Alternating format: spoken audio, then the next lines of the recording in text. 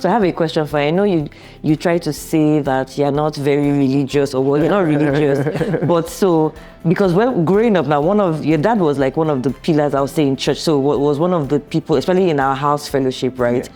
So I mean, for me, when things like that happen, I want to question God. Like, why would someone who that I know that loved you so much, why did this person have to die? Or why couldn't this person get healed, for example? Did you have thoughts like that? Did you? Oh, I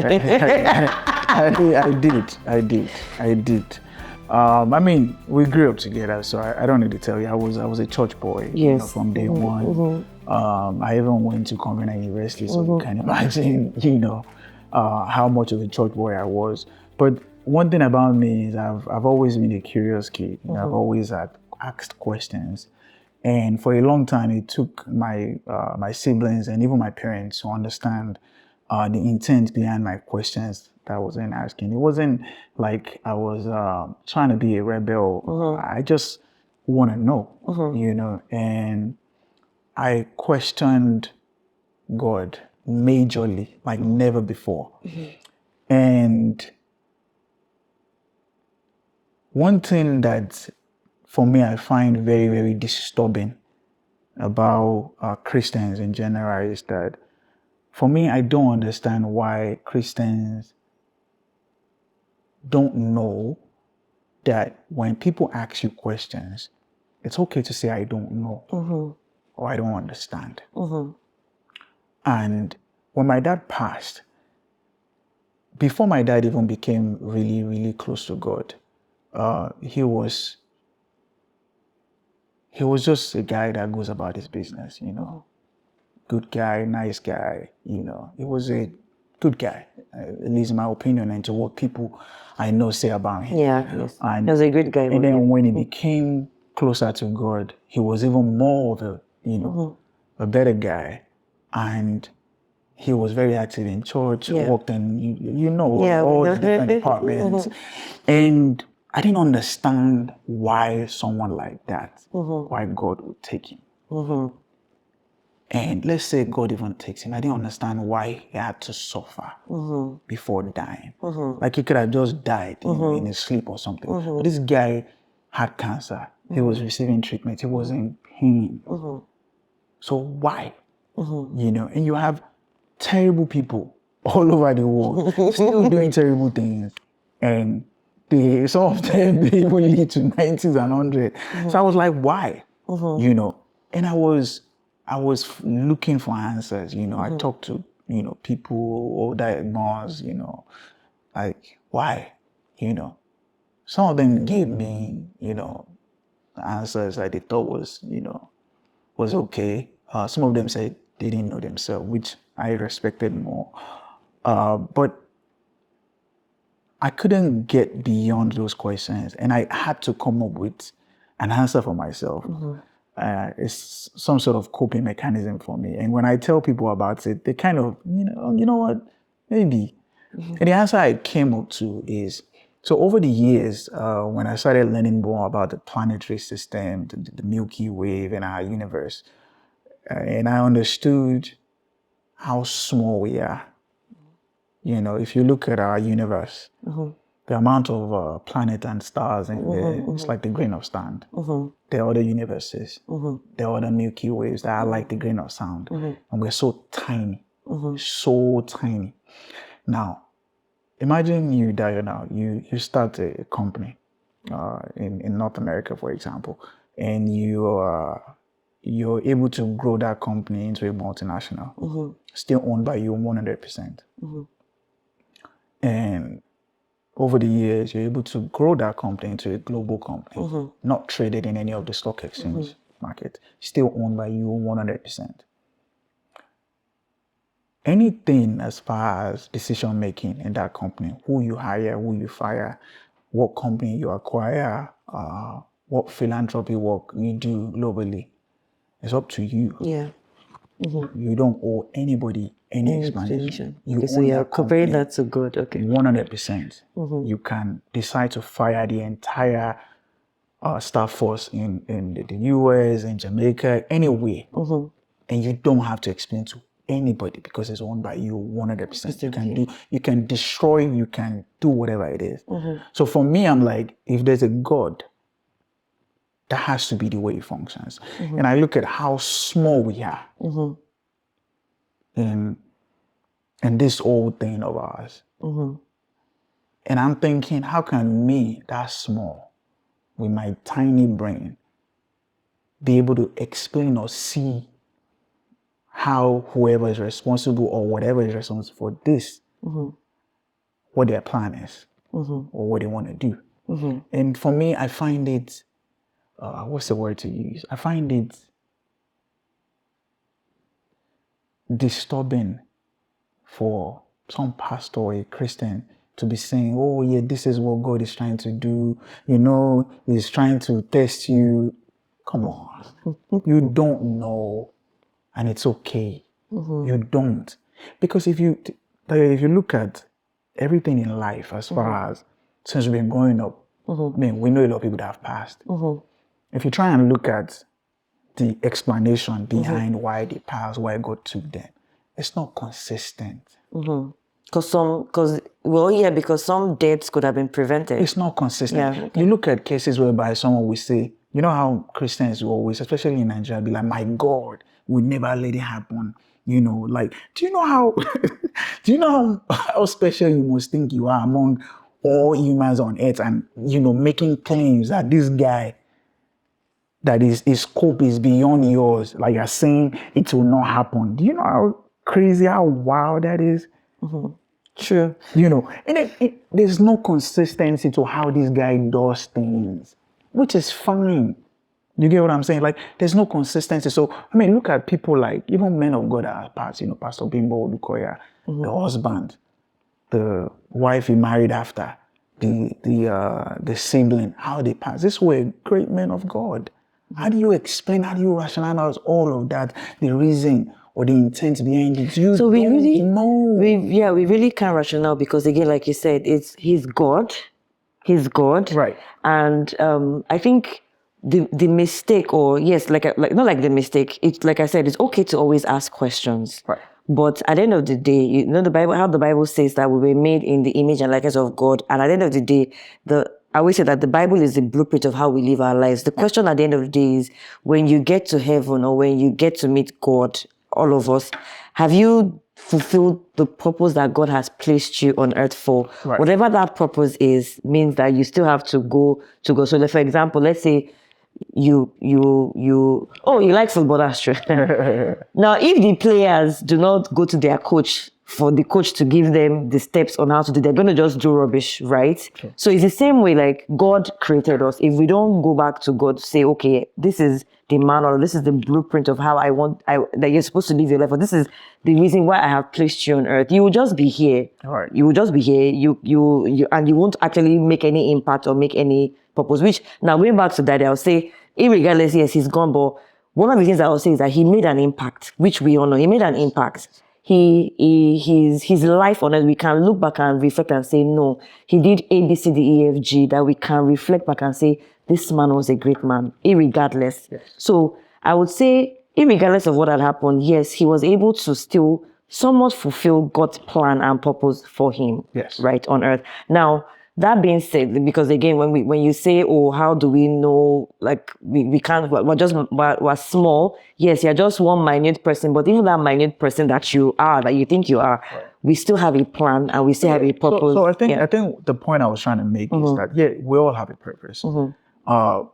And regardless of what happens, you know, there's not much you can do because it's out of our hands, you know. A lot of times, for me personally, I try not to worry or do a lot of things that is beyond my control. I just leave it to exactly. So I think the point I was trying to make is that when certain things happen in Christendom, especially death, we have to find other ways to deal with it. Yeah, exactly. Which is trying to be there for each other. Yep.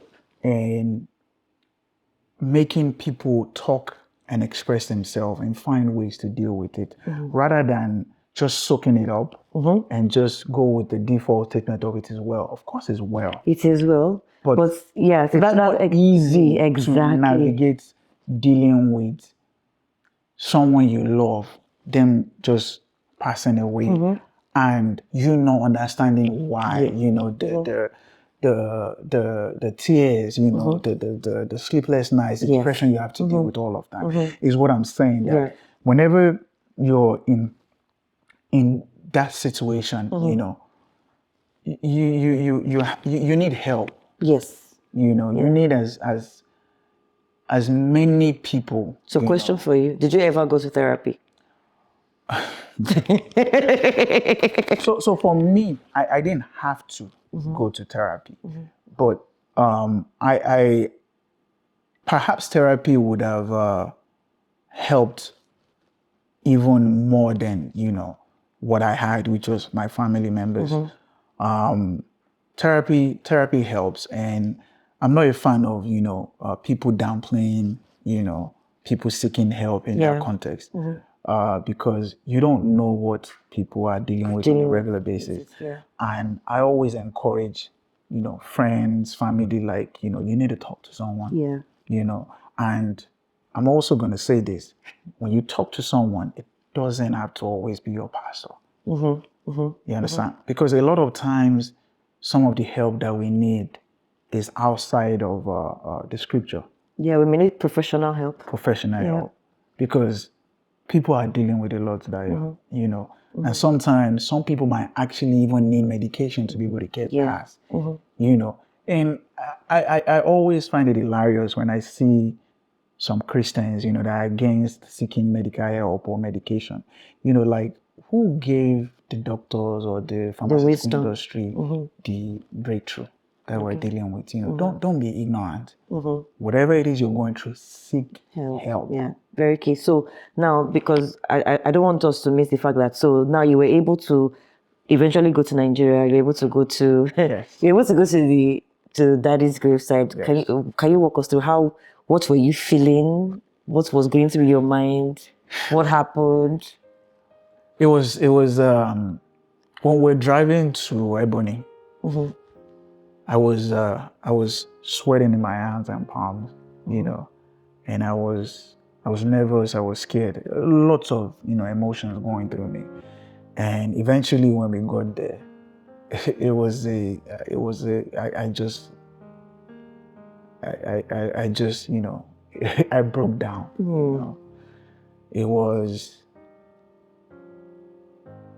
You know how sometimes when there's this thing people talk about, talking with dead people, or imagine. I was having full-blown conversations with him, like it was. But you didn't go alone though? No. Oh, I went with my family. Okay. I went with my family, but they gave me my space and my time, because they know I hadn't been there before. So me and my wife, I was apologizing that I was not able to make it, and I was just telling him how sorry I am, and how I wish I was there, if I could have helped, and just giving him update on how I'm doing, how, my wife is doing, my daughter is doing, and just, it was tough, and sometimes I even feel bad or guilty sometimes, maybe when I'm having fun, having a good time, and I just remember that dude, that he is dead and you're just moving on with life. So those are some things that still hits me. I'm just doing, and I just remember, dude, how can you just continue life like this? This guy is dead. You forget, Leke will remember my dad was a huge Man U fan, so we used to bounce each other. We used to watch games together, so, and I'm like, how can you just move on, And it's tough, like there's my father-in-law, we joke a lot, and I can't remember what we were talking about one time like that, and he said, or if I see my dad, and I walk into the room and I see my dad, now won't I be scared? I'm like, hell nah. Like, I actually be excited, because I'll have lots of questions for him. Like, so how is it over there? How is it exactly how the Bible describes it? But I really, really miss him, And back to your question, sorry, No, it's okay. It wasn't easy. It was tough. It was really, really tough, being at the grave. And you never really get past losing someone. Yeah. Time just helps you feel better about, about their loss. At least that's what my experience is. Okay. So, I mean, like we know, losing someone, especially someone that close to you, is a very difficult step. And I mean, like you said, you've had your different coping mechanisms. But this final question is, how, now having lost your dad, being raised by your dad, the kind of relationship we have with your dad, how has that shaped in any form way your relationship now with your wife and your daughter? Oh, that's a good one. It shaped, the way it's affected me is to never disappoint my dad based on how he raised me and what he expected of me. I always have this conversation with my friend that I'm one of those people that believe that if you do lesser than what your parent did for you, as far as raising you, I feel like you failed. If your parents gave you like the best education and you're not able to match that, at least you failed. So for me, it's always, whenever I'm doing something, I'm always trying to think, how will my dad feel about this decision I made? Will he be disappointed? Will he be proud? And I always try to factor that in. And then I try to emulate his ways and how he did things. And also, when I lost my dad, a lot of people would tell you, whenever I hear that, oh, this person passed, I feel bad for them, but it doesn't move me anymore. It made me appreciate life in the sense that life is short. We can go anytime. It's borrowed, And I always tell my wife, whenever we have arguments or fights and then we get over it, I'm like, please don't let us fight and argue, because no nonsense is worth any nonsense materializing from it. You get, like, is a fight really worth it? The reason behind the fight, when the time that you have to spend together is really, really, really small. You know how Yoruba always say, everything in life, would you look busy? Before you know it, boom, 5 years. Before you know it, boom, 10 years. Yeah. And then you'd be like, where did all the time go to? So for me, losing my dad made me appreciate life better. It made me closer to all my family members, my wife, my daughter, and it made me appreciate the quality times we spent together, because I mean that's a life after all. And that helps you create the memories that you still hold on to. Quality memories. And on that note, one of the things that I remember well is that when my dad was around, when he was receiving treatment, we spent a lot of times together. With my mom in the morning, we go on walks, my neighbor would come back, in the evening, we go to the store together, get a wine, And during that period, I learned more about my dad than I knew my entire life before. And for me, after he passed, I had recent quality times that I held on to. And I was telling my friends after, like, guys, please, create new recent memories with your parents, not the old childhood ones. Because you know a lot of people, when they lose their parents and they're trying to hold on to memories, usually the early ones, not recent old ones. So for me, I really appreciate the fact that we had more recent quality memory that I still hold on to and I still reference or remember now. Wow. So, Wow. yeah. Well, guys, thank you, Deji, for joining us on this episode. And if you just recently lost someone and you're going through grief, remember that there's help out there for you. Family support is very, very much needed. You don't do life alone. Hold on to the people that you have. Hold on to people that are close to you right now, because like we said, life is short. You don't know what could happen tomorrow. Let's make meaningful memories. And I will always ask you, are you healed or you're hurt?